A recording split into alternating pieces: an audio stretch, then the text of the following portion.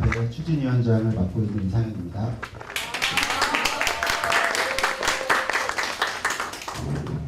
발제에 앞서서 연합회 소개를 짧게 드리겠습니다. 제가 추진위원장을 맡고 있지만 저는 멘토단으로서 그 멘토 중에 한 명으로 지원하는 역할이고요. 실제 주인공들은 우리 특성화고 마이스터고 학생들입니다. 7월 26일 날 있었던 구의역 기자회견을 보셨는지 모르겠는데요.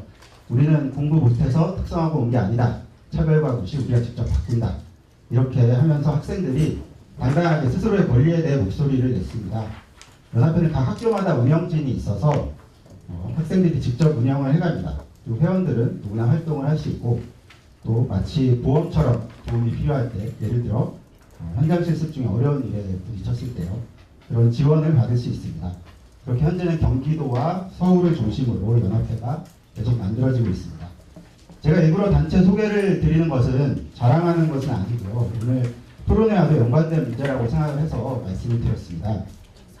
현장 실습과 관련한 문제들은 그동안 여러 차례 이슈화가 됐습니다. 그러나 당사자들의 목소리가 제대로 전달된 적이 없습니다.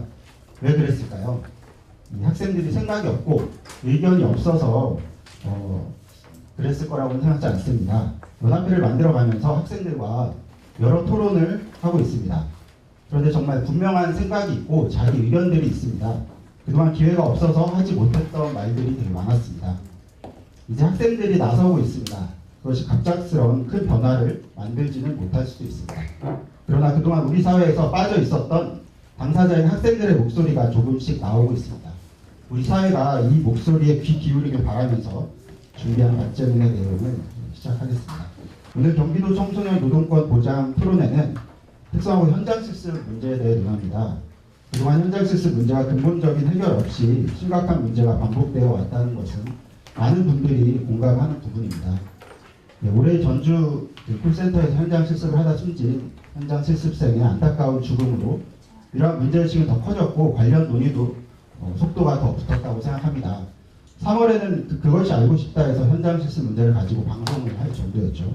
언론에 보도되는 심각한 사례 외에도 실습 전 학교 교육부터 그리고 현장 실습 취업 과정, 실습 중에 일어난 일, 취업 후 이렇게까지 알려지지 않은 일들이 참 많습니다. 그렇다면 그동안 왜 문제 해결이 되지 않았을까? 누구의 책임을 묻자는 것은 아니고요. 저는 이 문제에 대한 대안으로 청소년 노동보호법을 제정해야 한다고 생각합니다. 현장 실습과 관련한 문제에서 학생들의 노동과 관련한 부분은 핵심을 이루고 있는 부분입니다. 이에 대한 방어적 대책이 아닌 적극적 대안을 내지 않으면 현장 실습 문제는 쉽게 해결될 수 없다고 생각합니다. 물론 청소년 노동보호법이 현장 실습 문제에 모든 대안이 되지는 않을 것입니다.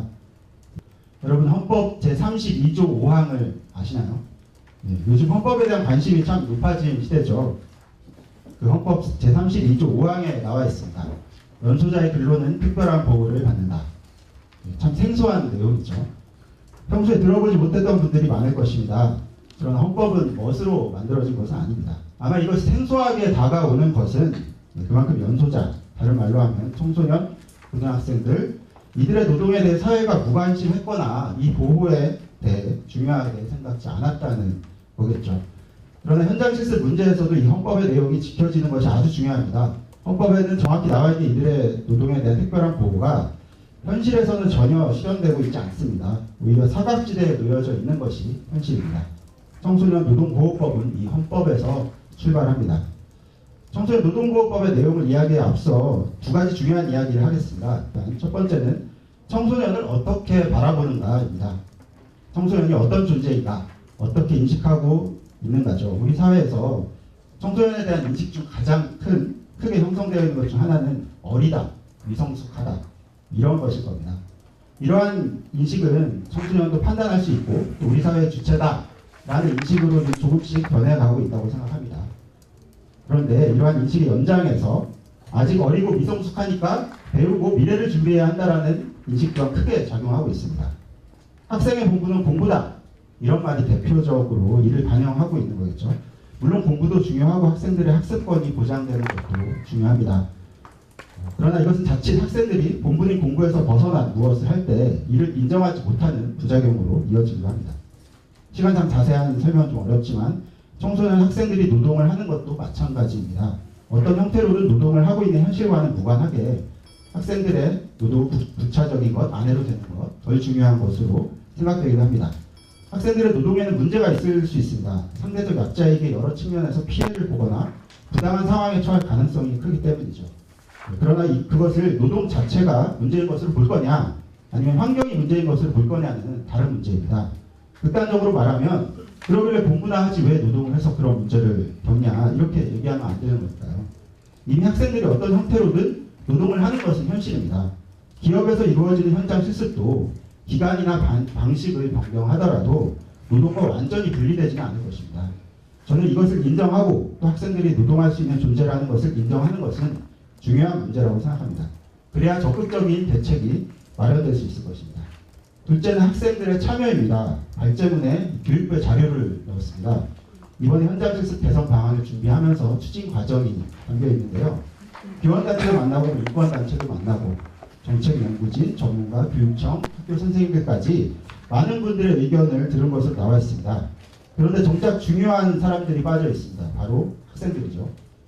제가 이 자료를 처음 보면서 개선 방안이 어떻게 됐을까 궁금해서 일단 앞부분을 이제 빠르게 넘어가고 있었는데 여기서 딱 걸렸습니다. 아, 학생들 의견을 안 들었구나. 그 다음에는 이 개선 방안에 대한 기대가 확 떨어지더라고요. 청소년 노동보호법을 포함해서 모든 정책은 당사자의 의견에 귀를 기울여야 합니다. 그리고 그 의견을 적극적으로 반영해야 합니다. 그것이 탁상공론이 되지 않을 수 있는 방법입니다. 이 두 가지 이야기에 이어서 간단하게 외국의 사례를 살펴보겠습니다. 이후에 그 직장에서의 연소자 근로 보호에 관한 1994년 6월 20일 유럽연합 이사회 지침과 독일의 연소근로자 보호법 내용을 요약해서 담았습니다. 전체 내용은 자료를 확인해 주시고요. 이 법제를 살펴보면서 한국의 청소년 노동보호에 관련된 제도가 정말 많이 부족하다는 것을 알 수 있었습니다. 건강검진에 대한 내용을 보면서 이들의 건강에 대해 얼마나 신경을 쓰고 있는지 확인할 수 있었고, 독일에서 크리스마스, 새해 첫날, 부활절, 노동절에는 절대 청소년 노동을 금하고 있는 것을 보면서 그것도 인상적이었고요. 성과급 업무를 금지하는 것도 이 제도에 세심한 고민이 담겨 있다는 것을 알 수 있었습니다. 직업훈련 중인 자가 직업훈련과 유사한 훈련 관계까지 노동보호의 대상에 들어가 있습니다. 직업훈련 과정에 노동 과정이 포함되어 있다는 거죠. 바로 이 부분이 청소년 노동보호법을 제정해야 한다는 현장 실습에서 노동이 포함되어 있음을 인정하고 그 부분을 적극적으로 보호하자는 저희 주장과도 일치하는 부분입니다. 다음은 청소년 노동보호법 제정의 필요성에 대해서 말씀을 드리겠습니다. 5-1은 근로기준법에서 청소년의 노동보호를 규정하고 있는 내용들입니다. 아주 기본적인 내용들만 있습니다. 그런데 충격적인 것은, 저는 충격적이었습니다. 이 근로기준법이 제정된 1953년의 내용과 크게 다르지 않다는 것입니다. 60년이 넘는 세월 동안 현실이 변하지 않아서일까요? 저는 아니라고 생각합니다.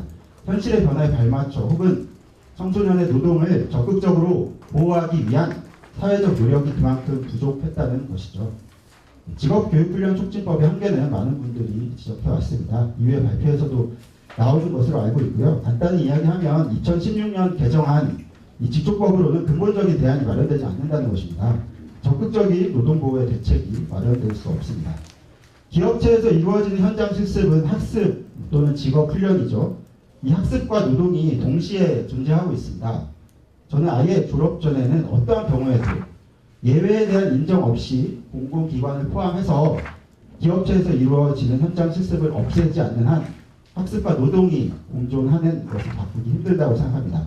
강제로 어느 한 영역을 배제하기가 힘듭니다. 그렇다면 그 노동에 대해 적극적인 보호 대책을 만드는 것이 대안의 하나가 될 것입니다. 60년 넘게 거의 변하지 않은 근로기준법의 어떤 부분으로 내용을 조금 추가하는 것이 아니라, 그리고 애초에 목적이 현장 실습생의 노동 보호에 있는 것이 아닌 직조법을 좀 바꾸는 것이 아니라 새롭게 청소년의 노동을 보호하는 기준을 마련하는 것이 필요합니다. 그것이 청소년 노동보호법이 되어야 합니다. 물론 명칭은 필요에 따라 바뀔 수도 있을 것입니다. 이 청소년 노동보호법의 내용을 살펴보겠습니다. 발제문에도 적었지만 이 내용은 정리된 법안의 내용은 아닙니다. 또한 내용이 무르익은 어떤 선행 연구를 토대로 하고 있는 것도 아닙니다. 그래서 앞으로 청소년들의 의견을 포함해서 많이 토론되고 보완되어야 할 내용이 많다고 생각합니다. 전체 내용은 살펴보시고요. 핵심적인 내용 몇 가지를 말씀드리겠습니다. 정의와 적용 범위에서 청소년의 노동이 보호의 사각지대에 놓여져 있다는 것은 아주 중요하고 심각한 문제입니다. 현장 실습은 교육과 노동 사이에서 애매하게 위치하면서 사각지대에 놓였습니다. 그 외에도 간접고용, 특수고용 등 불안정한 노동으로 밀려나는 청소년들의 노동 역시 사각지대에 놓여져 있죠. 한마디로 하면 이 모든 청소년의 노동을 보호 대상으로 하자는 것입니다. 복잡한 관계나 얽혀있는 관련 법령 등 그걸 일일이 따지지 않고 청소년이 노동을 했을 때, 현장 실습을 했을 때 그 과정에서 청소년의 노동으로 누군가 이익을 보는 사람이 있다면 그 노동은 보호받아야 하는 노동으로 보자는 것입니다. 현장 실습과 관련해서는 이중계약서나 서약서 등을 모두 금지하고 무효화하는 내용도 필요합니다. 안전과 보건 관련 내용은 아주 중요한 내용이고 이에 대해서는 상세한 설계가 필요합니다. 국가의 책임을 분명히 하고 이를 명시해야 하는 것도 필요하고요. 청소년들의 참여를 보장하는 방안도 중요합니다. 특별 보호 과제를 두는 것도 담았습니다. 현장 실습과 같이 문제가 많거나 단순하지 않은 문제, 제대로 파악조차 되지 않는 사각지대에 놓인 경우는 정부의 특별한 대책과 노력, 점검이 필요하다는 내용입니다. 노동을 하며 청소년의 학습권을 제대로 보장하는 것도 중요합니다. 더불어 모든 청소년들이 제대로 된 노동인권 교육을 받을 수 있는 내용도 담겨야 합니다. 학교와 교사에게만 부담이 가고 있고 또 현실적으로 꼼꼼히 이루어지기 어려운 현장 실습 나간 학생들의 업체를 순회하면서 현장을 파악하는 것 역시 전담 근로감독관과 같은 별도의 대책이 필요합니다. 그 외의 내용은 자료를 참고해 주십시오. 마치면서 말씀드리겠습니다. 청소년 노동보호법을 제정하자는 내용이 현장 실습의 교육적 측면을 배제하고 그냥 취업과 노동으로 만들자는 아니라는 것을 말씀드립니다. 또한 법안 내용에 대해서는 앞으로 많은 토론이 필요할 것입니다. 그리고 정부, 지방자치단체, 교육청이 청소년 당사자들의 목소리에 귀 기울여 주시기를 바랍니다. 마지막으로 현장 실습 문제는 한국 사회의 노동과 교육을 비롯한 여러 문제와 연결되어 있는 문제입니다. 그 당사자인 학생들 연합회 활동하면서 이야기 들었던 얘기 중에 현장 실습 제도만이 아니라 우리나라는 하청의 하청, 또 하청의 하청, 비정규직 문제 이런 게 해결되지 않으면 현장 실습 문제 해결되겠냐라는 이야기 굉장히 인상 깊게 다가왔는데요. 올해 반짝 관심으로 끝나지 않고 앞으로 지속적인 토론과 논의들이 이어지기를 바랍니다. 이상 마치겠습니다. 고맙습니다.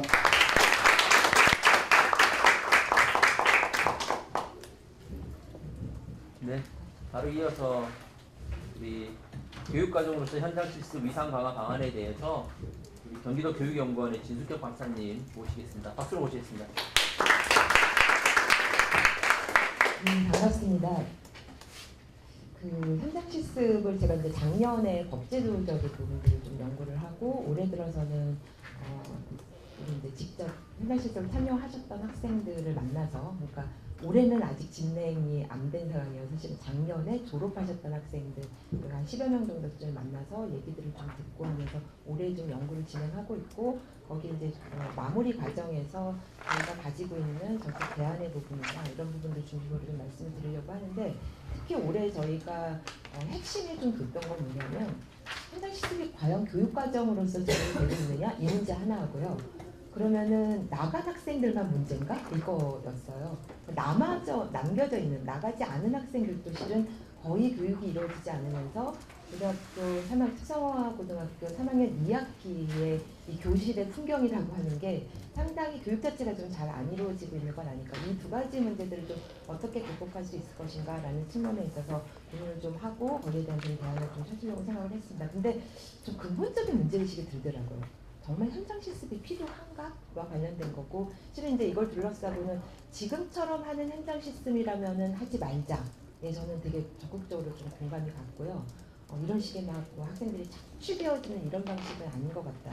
근데 이제 지금 뭐 외국의 사례들 많이 얘기하시면 특히 우리가 이제 많이 모범적으로 생각하고 있는 북유럽 쪽의 학교 교육 과정들의 내용들을 보면요, 직업 교육이 상당히 강화되고 있어요. 이제 그래서 특성화고를 많이 만들더라 이런 게 아니라 초중고에 심지어는 초등학교 학생들도 이 학생과 학교와 사회를 자꾸 이렇게 구별시켜서 학교 내에서 애들을 막 보호해야 돼 이게 아니라 사회 속에서 이게 주체고 실은 이들이 다양한 직업들을 어려서부터 이렇게 경험할 수 있고 또 그것의 문제점들까지 또 확인해 나갈 수 있는 그러니까 이런 교육들이 그래서 저는 이제 그런 사례들을 보고하면서 우리 학교 교육 전반에 있어서 직업 교육이 좀 강화돼야 되는 건 아닌가. 근데 이제 우리 현재 있어서 중등 직업 교육하면은 특성화고등학교 여기에 너무 초점이 맞춰져 있는 거는 오히려 이게 좀 상당한 문제라고 생각을 하고요. 그로 인하여서 왜곡되고 있는 측면들이 상당히 강하다라는 생각이 좀 들었고, 그러니까 뭐가 좀 왜곡되고 있는지에 대해서는 제가 이제 발제는 뒤쪽에서 말씀 좀 간단하게 좀 드리도록 하겠습니다. 그래서 이게 좀 전제가 돼 있다는 거. 지금처럼 이런 식으로 좀 여러 가지 문제를 갖고 있었던 현장 실습을 그대로 진행하는 것에 대해서는 반대하나 좀 제대로 된 직업 교육이 제대로 이루어지는 그러면 이제 그런 방식의 직업 세계들을 경험할 수 있는 그런 방안들은 우리가 조금 더 활성화를 좀 시키고 오히려 제도적으로 시스템적으로 잘 좀 갖출 필요가 있는 건 아닌가. 그럼 그게 도대체 무엇인가라고 하는 것에 좀 초점이 맞춰져 있다라고 하는 거를 말씀 좀 드리겠습니다. 그래서 저희가 이제 제도 분석들을 하면서 되게 놀라웠던 건 뭐냐면요. 특성고등학교 친구들의 현장 실습이 이제 어디에서 근거하고 있냐면 이제 지금 앞에서도 말씀하셨지만 지역교육 촉진법이라고 하는 뭐 법에 되어 있는데 여기는 담당이 어디냐면 교육부하고 고용노동부예요. 쉽게 얘기해서 인력들이 필요했어요. 50년대 막 60년대 그 이후에 70년대. 그래서 직업훈련을 시켜야 되겠는데 이걸 학교에서 해가지고 적극적으로 산업인력을 만들어내자. 여기에 이제 초점이 상당히 맞춰져 있는. 근데 우리가 교육과정으로서의 현장 실습, 정말 이것이 직업교육으로서 강화되는 거라고 한다면 실은요 교육 쪽에서 근거가 있어야 되는 거죠. 아무리 찾아봐도 교육 쪽에는 현장 실습에 근거가 없는 거예요. 그래서 지금 제 발제문에 30페이지의 그 표를 보시게 되면요. 저희가 이제 한 가지 되게 놀라웠던 건 뭐냐면 특성화고등학교가 초등중 교육법, 이게 기초법이거든요. 여기에도 없어요. 이 교육법의 시행령 정도쯤에 나오는 게 지금 특성화고등학교고요. 그리고 지금 이제 이 여기에서 직업교육, 뭐 예를 소위 말하는 이제 산업과 관련된 이런 교육들을 할 수 있는 근거들은 이제 산업교육기관으로서 지정하고 그리고 이제 직업교육 촉진법인데 현장 실습이 실은 산업교육기관으로서의 이 법을 제정한 여기에도 없다라는 거. 그 얘기는 뭐냐면 교육 과정으로서라고 지금 지침이나 교육부에서는 내용적으로 얘기하고 있긴 하지만 실은 법적인 근거가 거의 없다라고 하는 것들을 저희가 좀 발견을 하게 됐고 그래서 저희의 이제 그 정책 대안으로 같이 말씀을 좀 드리자면 이제 직훈법 이쪽, 직업훈련 이쪽으로서가 아니라 오히려 좀 명확하게 산업교육, 저희는 이제 산업협력 뭐 진흥법 이런 식으로 좀 간단하게 좀 부르고 있는데 좀 여기에 근거해서 그나마 될 수 있도록 그래야만 이건 교육이다. 현장 실습은 교육이야 라고 하는 것들을 좀 명확하게 할 수 있는 건 아닌가라고 하는 그러한 좀 대안들을 좀 가지게 됐고요. 그래서 좀 전반적인 법제도에 대한 좀 정비들이 좀 필요하겠다. 주로 저희가 많이 찾아봤을 때 나오는 게 뭐냐면 행정 지침이에요. 교육부 지침, 고시 이렇게로 돼 있는데 이 얘기는 장점이 있습니다. 뭐냐면 교육부의 수장이 바뀌거나 하면 이 지침들은 금방 바꿀 수 있다라는 장점이 있고요.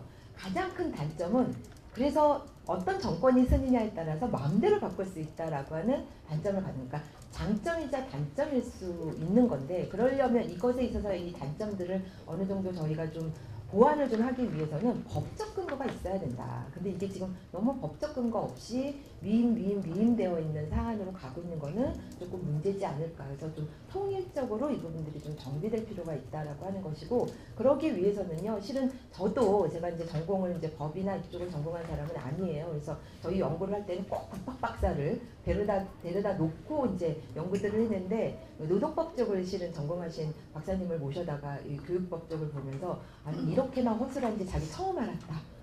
진짜 노동법도 허술하다고 얘기했는데 노동법보다도 훨씬 더 허술하게 교육법이 이루어진 걸 보고 좀 깜짝 놀랐다 이런 얘기를 하시더라고요. 그래서 교육법적으로 주요하게 연구를 하셨던 분들 또 노동법 쪽 관련된 분들 이런 좀 법률에 대해서 좀 전문적인 분들이 다시 한번 좀 포괄적으로 이 문제를 다루면서 대안들을 찾아야 되지 않을까 이렇게 좀 생각을 해봤고요. 그리고 이제 그렇다면 이제 교육과정으로서 현장 실습이 되도록 하기 위해서는 지금 어떤 것들이 좀 필요한 것인가 간단하게만 좀 말씀을 드리자면요. 32페이지 표 2에 있는 걸 한번 보시면 이게 요번에 이제 교육부뿐만이 아니라 실은 사회관계 장관회의라 그래가지고 뭐 고용노동부 등등등 여가부 등등등 이제 모두 모여서 개선 방안을 내놨는데 여기에서 실은 현장 실습을 이렇게 크게 3가지 부분들로 구분을 하고 있어요. 이미 교육부에서도 산업체 우리 지금 파견형 현장 실습만 현장 실습이라고 얘기하고 있지는 않거든요. 근데 이제 그 부분들이 되게 강조되고 있는데 일단 제가 생각할 수 있는 대안은 이렇게 취업연계형이라고 표현되어 있는 여기에선 이게 지금 이제 산업체 파견형 현장 실습인데 이거 폐지하자. 이건 좀 아닌 것 같다라고 하는 것이고요.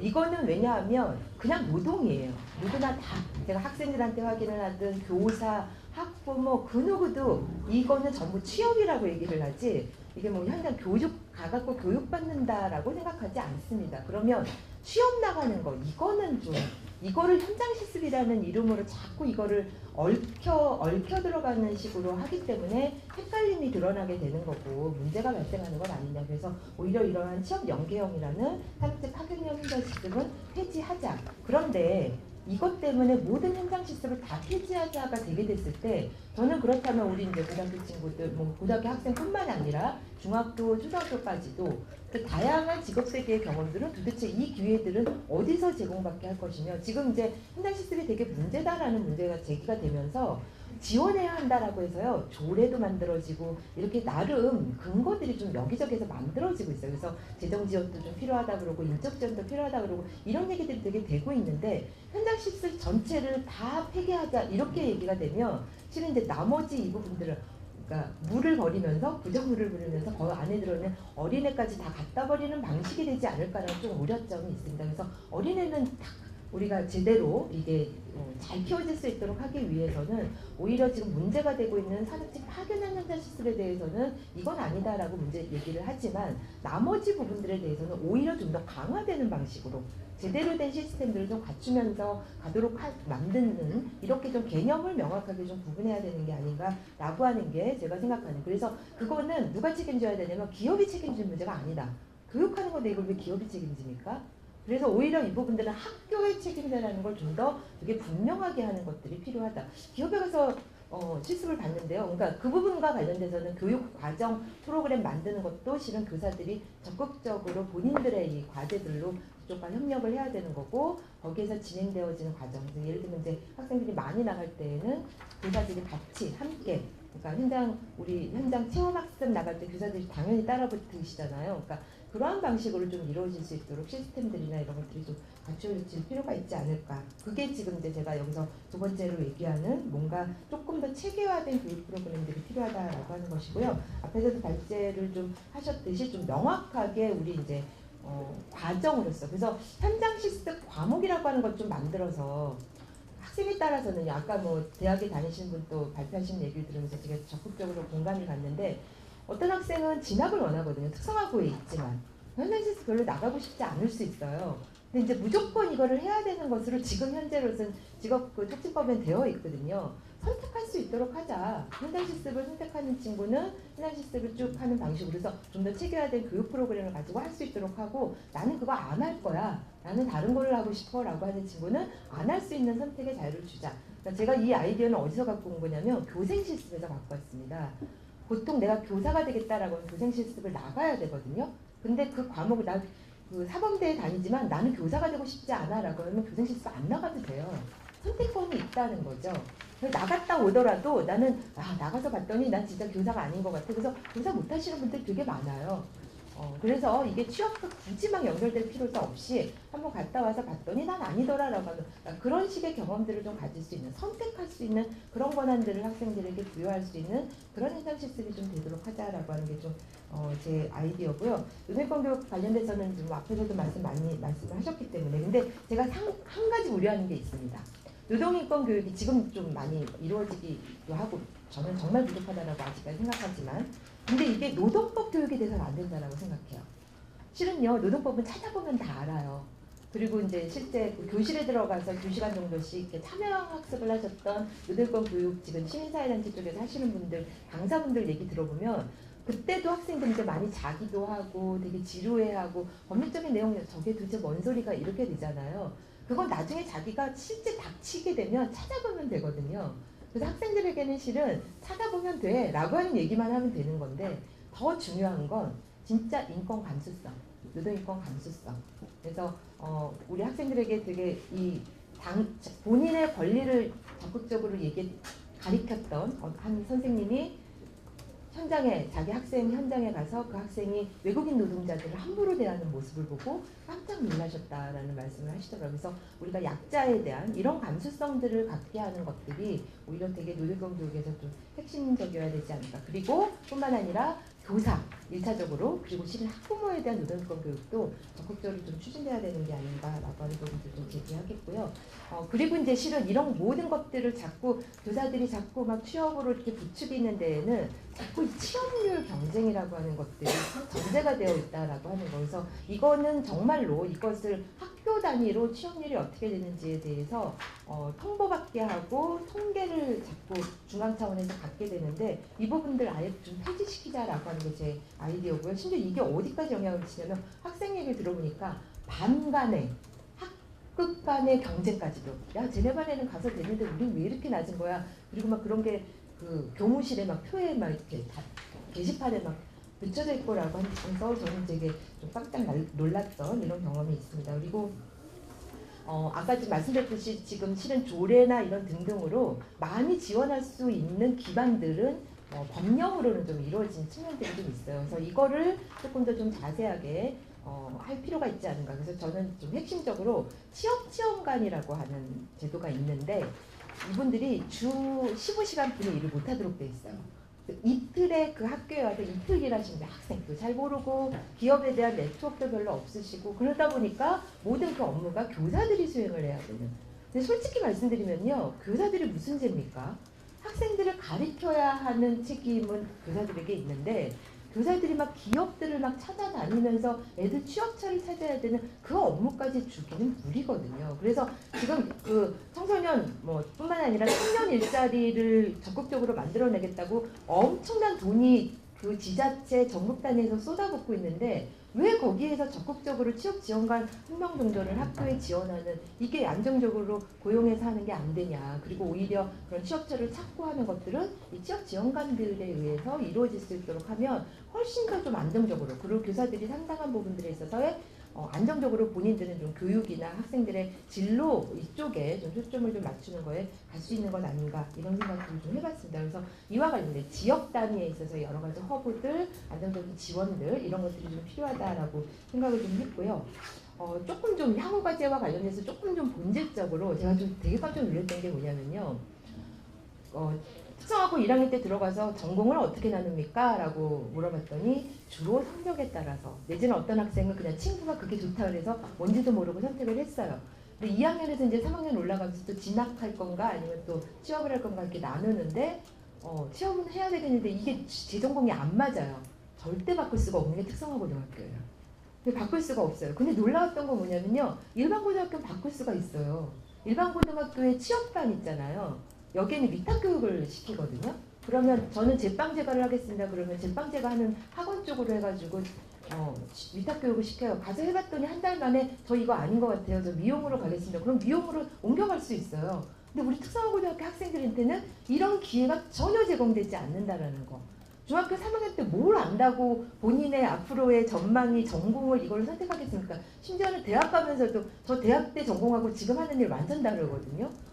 대학 가서도 심지어는 자기 전공이 뭔지를 잘 모르는 상황에서 이렇게 우리 특성화고등학교 학생들에게 진로와 관련된 좀 더 자신에 대해서 조금 더 자기를 알아보는 과정들 그리고 좀 더 다양한 직업들을 경험해 볼 수 있는 이게 정말 과연 우리 특성화고등학교에서 교육과정 속에서 제대로 이루어지고 있는 것인가라는 부분에 있어서 좀 문제제기를 좀 드리겠고요. 그렇다면 지금 이 시스템에서 이걸 좀 어떻게 고쳐내가 볼까? 그러니까 저희 이제 경기도 교육연구원은 경기도 교육청이라고 하는 좀 진보교육감이 만들어지면서 이제 저희 연구원을 처음 만드신 거예요. 그래서 뭔가 경기도 교육청에 제대로 된 정책을 한번 해보자라는 취지에서 그래서 지금 이 구조, 법도 개정도 안 되고 뭐 이런 구조에서 뭔가 좀 할 수 있는 방안들이 뭘까라는 것들을 좀 고민하면서 제가 찾아낸 방식은 학점제입니다. 그래서 실은 어떤 과목을 선택할 수 우리 대학에서요 경영학과를 갔는데 경영학이 저랑 안 맞아요. 그러면 자기가 부전공을 선택할 수 있어요. 그래서 다른 과를 가서 그쪽에 부전공 들을 수 있거든요. 우리 고등학교에서는 왜 그걸 못하지? 우리 전공들도 되게 다른데 근데 이제 이럴 때 한 가지 문제가 되죠. 뭐냐면 우리 학교 내에서는 선택할 수 있는 과목이 몇 개 없는 거예요. 근데 저는 지금 제과 제빵을 하고 싶고 애니메이션을 하고 싶단 말이에요.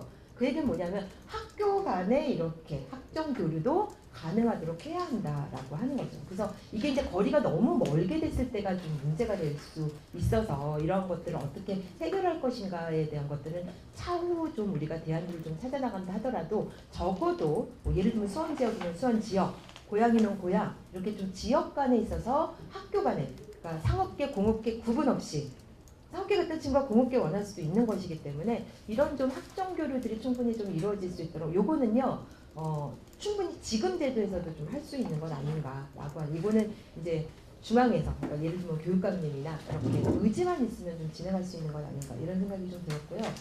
저희가 이제 저희 연구원에서 앞으로 조금 더 좀 고민을 좀 해봐야 될 부분인데 과연 중등 직업교육 기관에서는 뭘 해야 되지? 어떤 요 분야로 취업을 나가기 위해서 그것의 기술을 가리키는 게 이게 지금 학교에서 해야 하는 직업교육인 것인가? 이런 이제 좀 문제 제기가 좀 들었습니다. 그래서 우리가 평생을 공부하는 이런 거라고 한다면 오히려 정말 자기 직업에 대한 직업 선택의 어떤 여러 가지 기준들 그러면 이게 굳이 이거는 특성화고등학교에서만 해야 될 것인가? 라고 하는 이런 좀 문제점들이 좀 있어서 이 부분들은 저희가 조금 더 좀 깊이 있는 직업교육 전반에 대한 특히 4차 산업혁명 하게 되면 전공과 관련된 부분들을 구분짓는 게 과연 의미가 있는 것인가? 라고 하는 이제 문제 제기들이 있는 거예요. 융합, 통합, 뭐 그리고 역량 이런 얘기들을 좀 하고 있는데 그것들을 담아낼 수 있는 직업교육이라고 하는 건 도대체 그러면 그 시스템들을 좀 제대로 따라갈 수 있는 우리 학교 시스템들은 좀 어떻게 해야 될 것인가 라고 하는 것들을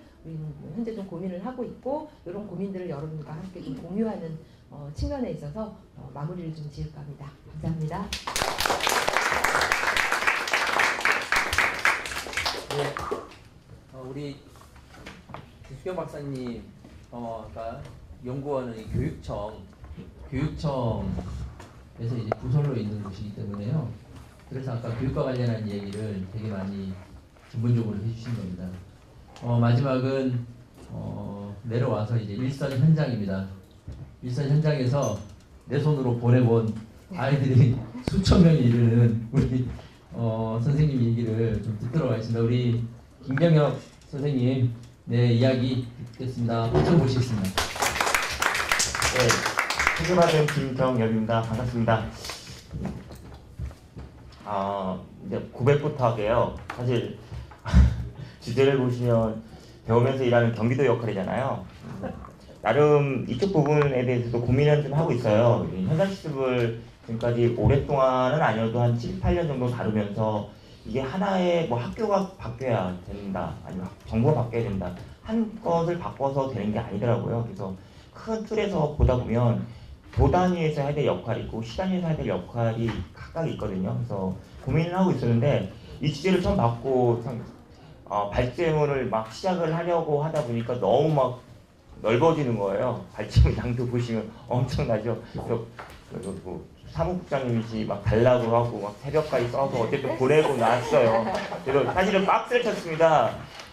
사실 가장 중요한 뭐 역할에 대해서 좀 나름대로 생각을 좀 시간을 별찍어 좀 드리려고 박스를 쳤다가 이게 사라졌네요. 그래서 감사합니다.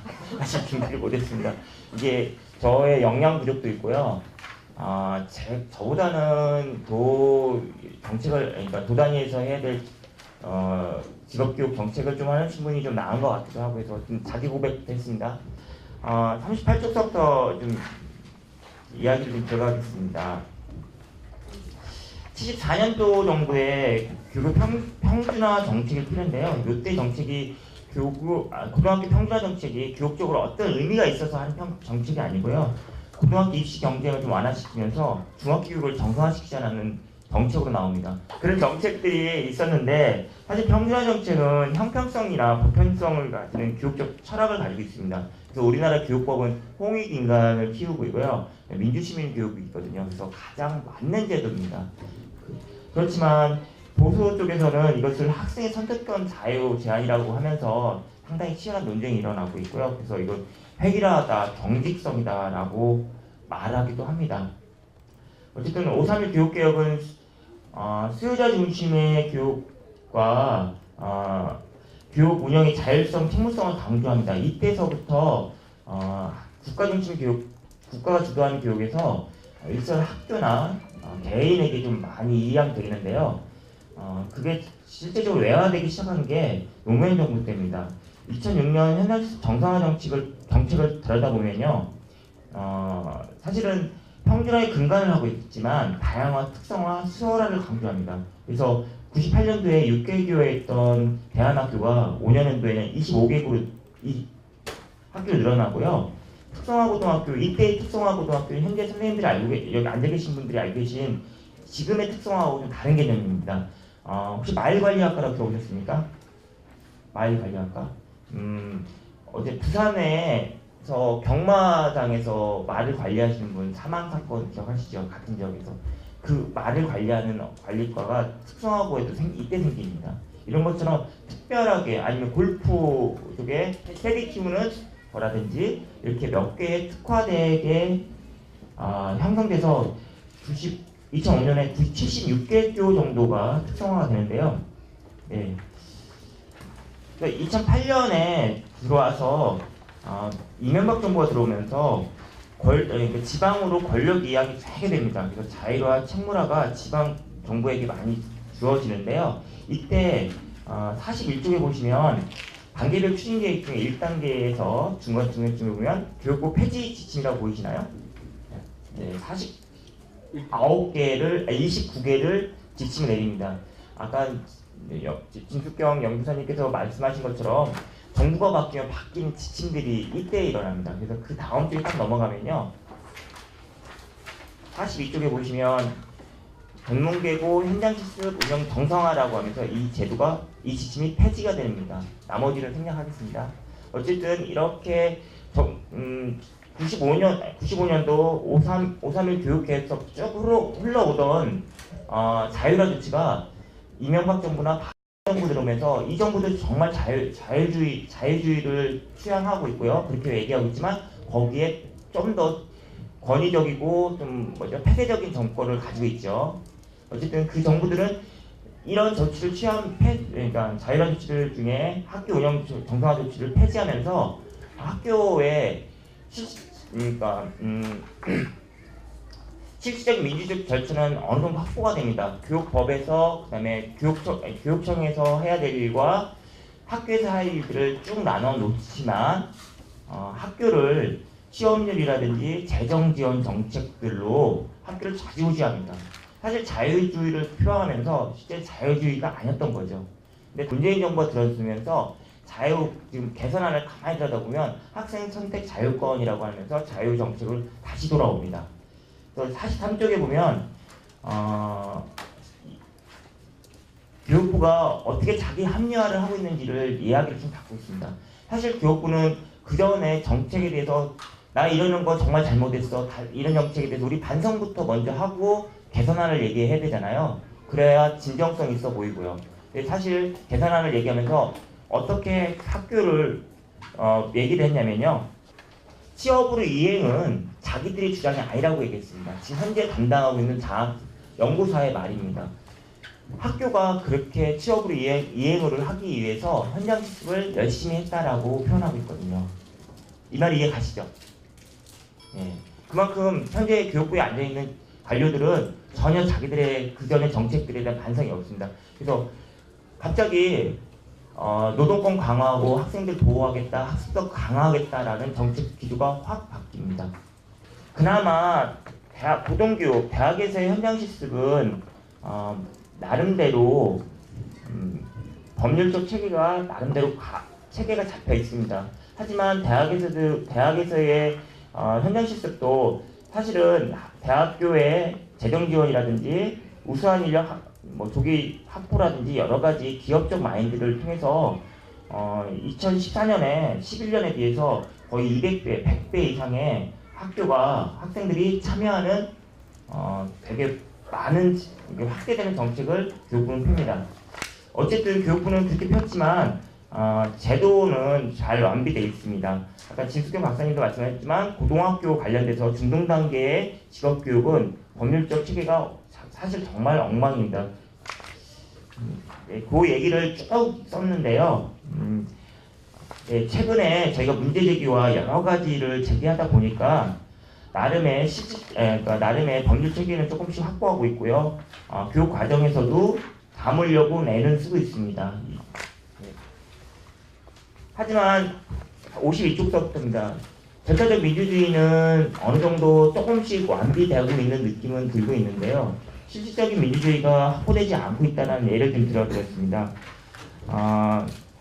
현장실습 운영 지침은 각 학교에서 교육청에서 각자 나름대로의 지역적 여건을 가지고 만들 수 있는 지침임에도 불구하고 박스에 보인 것처럼 52쪽 박스에 보이는 것처럼 동일한 문장과 맥락의 교육부 지침들이 아니라고 합니다. 사실 교육부에서 이런 얘기 한 적 없다고 주장하고 있는데요.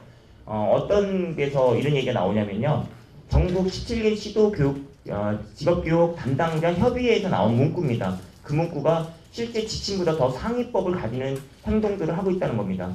어쨌든 그 내용들이 담겨 있고 그것을 현재 작년까지 학교에 현장 실습을 왜곡시켰을 때 가장 큰 원인을 제공하고 있습니다.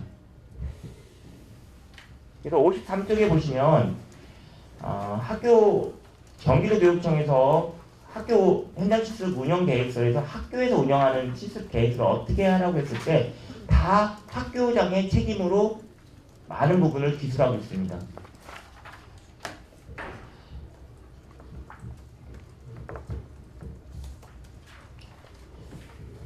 직업교육의 완성 단계로서 실무 능력을 향상시키는데 현장 실습이 필요한가라는 것 상당히 쟁점 토론이 필요한 사항입니다. 그것을 이야기하기 위해서는 1차, 2차, 3차 산업혁명에서 노동자가 생산성에 가장 큰 영향을 미쳤던 농업시대와 그다음에 1차 산업혁명으로 통해서 기계가 대처하죠. 하지만 기계를 다루는 인간의 기술이 또한 생산성에 많은 영향을 끼치게 됩니다. 자동화되는 요즘의 시설에서는 인간의 노동력이 아니라 기계를 관리하는 쪽으로, 그러니까 간의 수공업에서나 하던 도대식 그러니까 기술 전수 형태가 현재의 올바른 직업교육의 형태인가라는 쟁점이 좀 생기는데요. 이 부분의 토론이 좀 생겨서 제가 여기서 이걸 쟁점 토론을 하자는 건 아니고요. 어쨌든 그렇다 치더라도 실제 우리 사회의 합리적 토론을 통해서 그 제도를 받아들이지 않고요. 이명박 대통령이 스위스 방문하고서 그것을 해라라고 하니까 교육부는 했고요. 9년에 9개 학교인가를 시범 실시한 다음에 하여튼 1년 단위로 상당하게 많은 학교를 실시하게 됩니다. 그래서 아까 어떤 학생이 자기 도제를 받는다고 했잖아요. 그 정책의 기본은 독일의 아우스빌딩이라는 교육제도를 받아들인 거거든요. 왜냐하면 스위스 정부의 제도를 받아들이려고 하니까 우리나라에서 전혀 그걸 받아들일 수 있는 형태가 아니거든요. 그나마 왜 독일의 아우스빌딩 제도를 받아들였냐면요. 우리나라 교육제도는 일본을 받아들였고 일본의 교육제도는 미국이 아니고 독일 제도거든요. 결국 우리나라의 교육제도의 근간은 독일이기 때문에 그게 가능했던 겁니다. 실질적으로 산업체 파견 현장 실습의 근본적 문제는 제도상의 문제가 아니고요. 제도를 운영하는 거라고 얘기하고 있습니다. 그게 교육부의 입장이고요. 저도 거기 부분에서 일변 다르게 얘기하지는 않겠습니다. 왜냐하면 그 제도의 기본 근간은 학교에서는 교육을 하고 밖에서 현장에 맞는 실습을 하자라는 거잖아요. 그러면 실습을 할 수 있는 공간에서 실습을 할 수 있는 형건이 되는가의 문제에서 우리는 안 된다라고 인식했으면 그 제도는 교육부는 당연히 폐지나 다른 정책적 제안을 마련해야 되잖아요. 폐지의 영향 무게 좀 중심을 가지고 교육 폐지를 하려면 교육 학제라는 관점으로는 가야 되는데요. 미용이나 조리를 하는데 우리는 3년 교육 과정이 필요한가라는 것을 한 번씩은 특성화하면서 고민을 해봤어야 됩니다. 일상적으로 밖에서는 1년이면 충분히 해결하는 걸 왜 우리는 3년이라는 교육과정에 들어온가? 3년으로 교육과정을 학교에 들어와서 이 아이들이 자기 돈을 들이지 않고 돈을 3년의 교육과정을 통해서 기술인으로 됐다.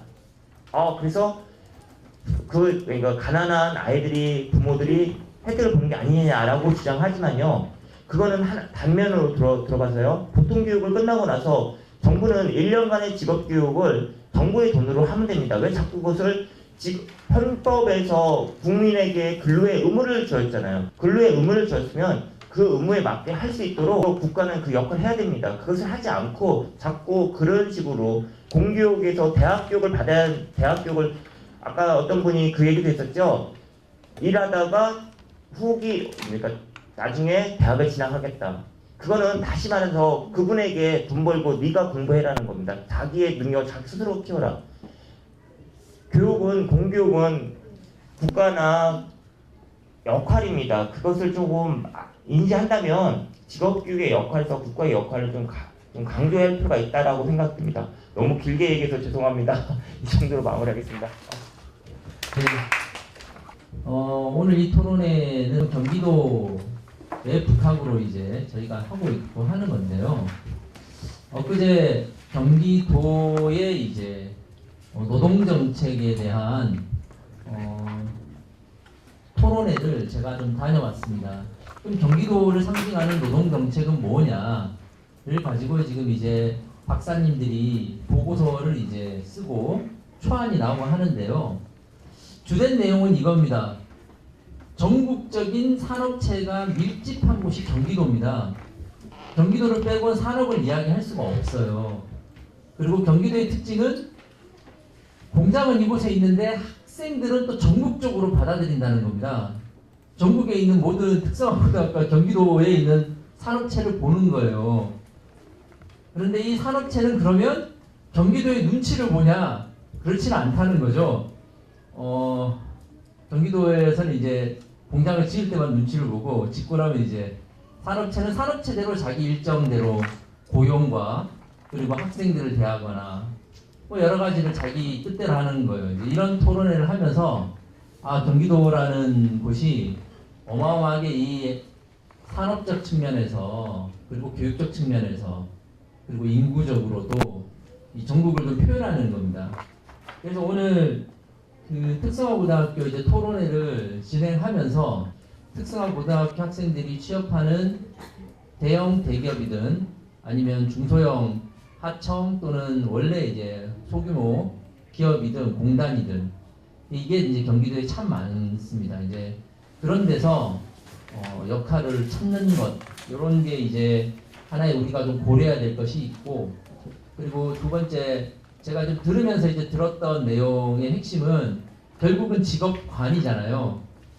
이 기술 습득의 목적이 아니라 올바른 사회 구성원으로서 이 직업에 대한 올바른 가치가 심어져야 하는데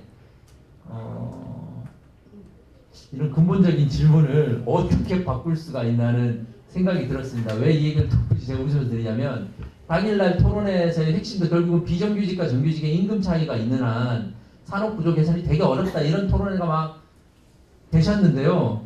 임금 차이가 존재하는 지금 이 조건에서 다시 또 특성화고등학교와 인문계 고등학교, 대학 이런 차이들이 있고 고등학생이 국영수로 공부해야 되는 상황에 왜 직업을 배워야 하냐 이런 생각을 막 가지고 있는 게 결국은 올바르지 못한 직업관이잖아요.